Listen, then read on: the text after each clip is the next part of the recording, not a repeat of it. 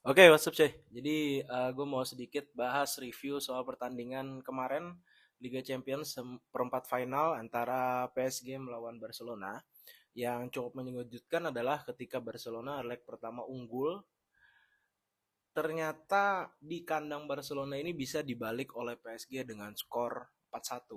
Nah, kita bahas sedikit dari pertandingan. Di babak pertama itu, Barcelona bermain lebih defensif dan memanfaatkan counter attack.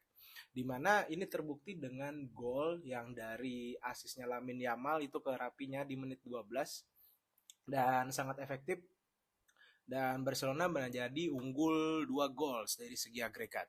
Nah, ternyata di menit ke-29 itu Ronald Araujo melakukan pelanggaran karena dia terlambat ngambil pemain PSG, si Barcola itu pemain baru PSG yang pemain muda, dan menyebabkan sebuah pelanggaran yang dijadikan sebagai wasit itu adalah kartu merah karena memang dia terlihat kontak melanggar dan itu benar-benar peluang yang kosong gitu dan bisa terkonveksi jadi gol atau mungkin peluang besar. Sayangnya Araujo melakukan pelanggaran itu.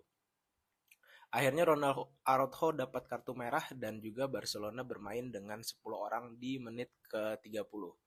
Nah, terus Safi merespon ini dengan mengeluarkan Lamine Yamal. Ini gue agak bingung juga sih, karena ya Lamine Yamal ini berkontribusi cukup besar untuk Barcelona dari segi counter attack. Dia punya speed, dia punya passing-passing yang cukup akurat, terus juga dia bisa masuk ke dalam gitu. Ternyata dia digantikan dengan si Indigo Martinez. Mungkin Barcelona pengen untuk memperkokoh defense-nya karena mereka menang agregat 2 gol kan.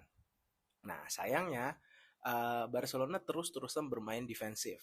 Akhirnya uh, di menit 40 itu Dembele mencetak gol dan menjadikan skor jadi 1-1 walaupun Barcelona masih unggul dari segi agregat.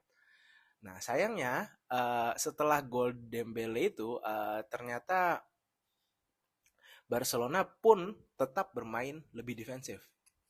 Nah, terbukti dari banyaknya pelanggaran-pelanggaran dan matchnya ini cukup intens. Ada kartu kuning juga dari Indigo Martinez, Mbappe, Fabian Ruiz ya.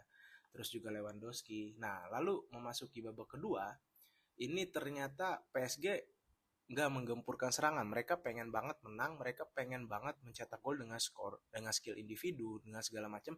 Dan Barcelona lebih bertahan di babak sendiri.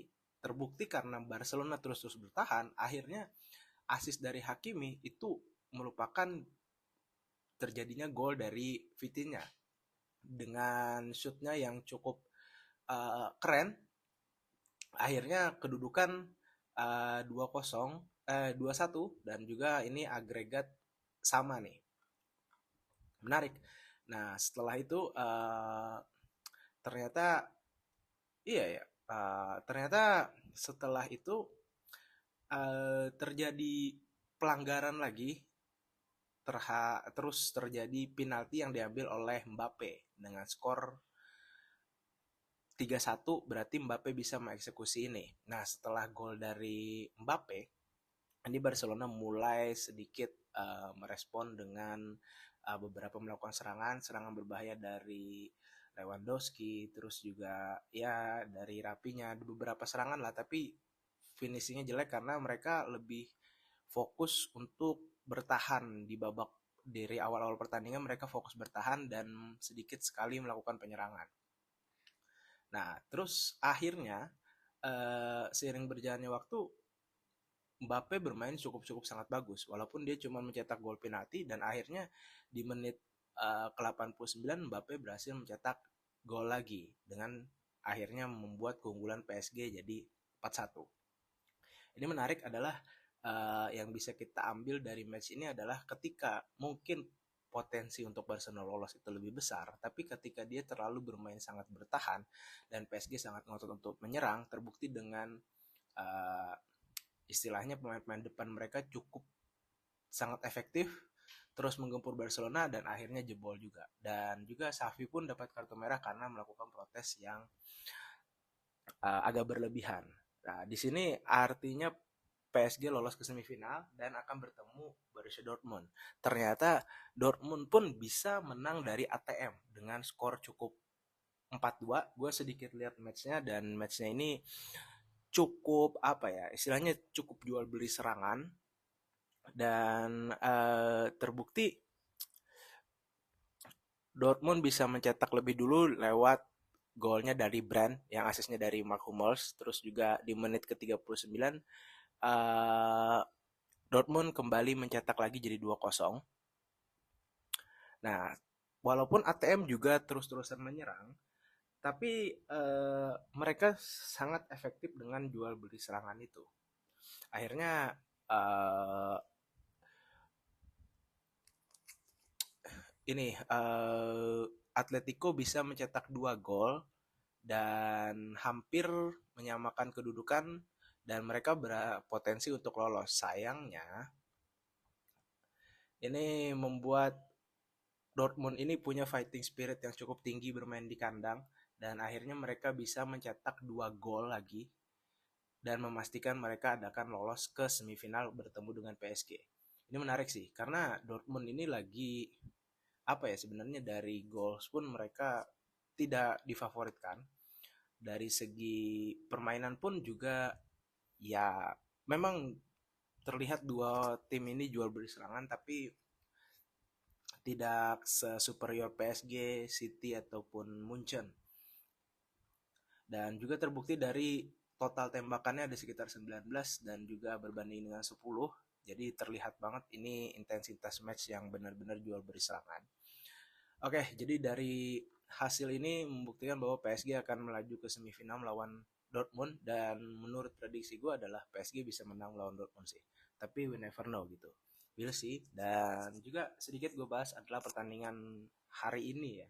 Itu antara Manchester City melawan Madrid dan juga Arsenal melawan Munchen. Untuk Arsenal melawan Munchen, ini masih 50-50 match sih. Meskipun bermain di kandang Munchen, Munchen pun gak super superior banget. Dan juga Arsenal beberapa lagi drop karena hasil di Liga kemarin. Tapi ya kita akan lihat, peluang masih terbuka lebar karena agregatnya 2-2 ya. Tapi mungkin Munchen akan sedikit lebih unggul dari kualitas pemain. Tapi Arsenal pun juga bermain dengan strategi yang bagus dengan pressing-pressingnya, terus juga mereka cukup efektif lah. Dan kita akan menyaksikan pertandingan seru ini. Selanjutnya itu ada pertandingan antara final kepagian, Manchester City melawan Real Madrid. Manchester City ini berhasil menahan imbang Madrid di kandang dengan skor 3-3, which is ini merupakan hasil buruk untuk Madrid karena mereka akan bertandang ke Etihad, dan di mana di beberapa pertandingan head to head antara mereka bertemu, Madrid sangat susah untuk menang di Etihad dan gak pernah menang kayaknya. Jadi walaupun City lebih diunggulkan, terus juga Kevin De Bruyne main gitu, uh, ini mungkin akan membuat peluang Madrid untuk lolos lebih kecil, tapi kita akan lihat apakah Madrid bisa cukup efektif untuk mengalahkan City dan lolos, karena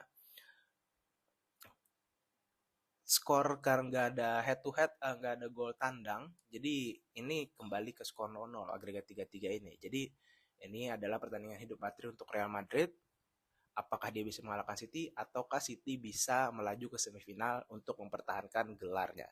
Oke, kita akan nantikan pertandingan itu. See you di video selanjutnya.